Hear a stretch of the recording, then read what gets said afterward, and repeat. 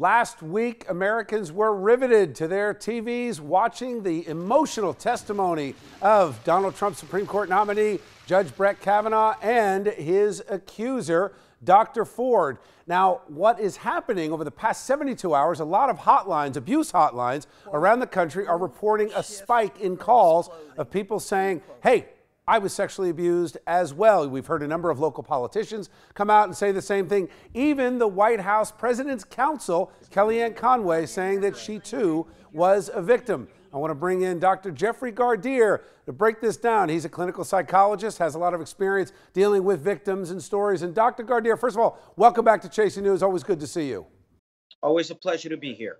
So, Doc, first question, let me ask you, is there a danger that you've got this flood of calls coming into a lot of these hotlines that people could be misremembering and you could have an onslaught of accusations come out with not a lot of credible weight behind them? We heard the sex crimes prosecutor talk about the inconsistencies in Christine Blasey Ford's testimony. How much of an impact could this be?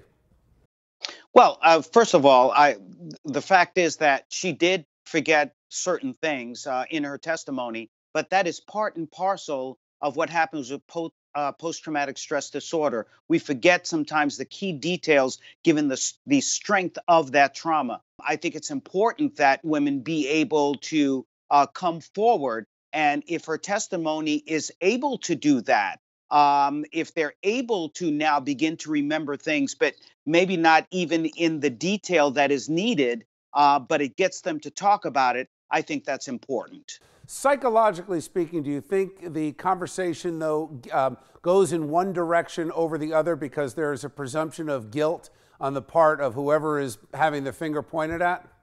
Well, the tough questions have to be asked, but to specifically your point, a sex crimes investigative prosecutor was used for Dr. Ford, but when it came time to interview Judge Kavanaugh, the senators, the GOP senators, stepped in and didn't allow that to happen in the way that it should be, in the way that it should have happened. It should have been equal on both sides, and that didn't happen. Thanks, Doc. Always good to talk to you. Let's bring in our A-plus panel for tonight's show. We are joined by Republican strategist Allison Young. Good to see you, Allison. Thanks, Bill. And Democrat and radio talk show host Garland Nixon. Good to see you, Garland. Allison, I'm going to start with you. We only have a couple of seconds here, but your quick take on this, the presumption of guilt.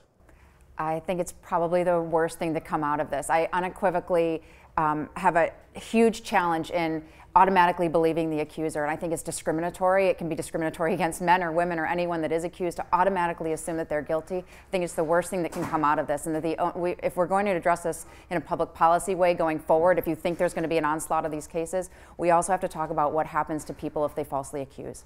And it's a good point. I mean, we're seeing now there's been a flood of calls to these hotlines. There is certainly a presumption of guilt. But Garland, from a law enforcement perspective, you had pretty much the most credible person you could have, a former sex crimes prosecutor, asking these questions. The question is, if she found all those inconsistencies, why is there such a drive to convict the accused? Well, the thing about it is inconsistencies in themselves do not necessarily show one way or the other. You have to have a preponderance of the evidence. And there's always going to be some inconsistencies when you have something this far back. That's why I didn't feel that that should be the only criteria that was used to decide whether or not Judge Kavanaugh gets the job or not. I think it has to be a number of other things. Of course, I wouldn't vote for him, but well, that's just politics. But I wouldn't have voted for him before. I would have voted for him in the first place. At least you're consistent. All right, got to leave it there. Thanks.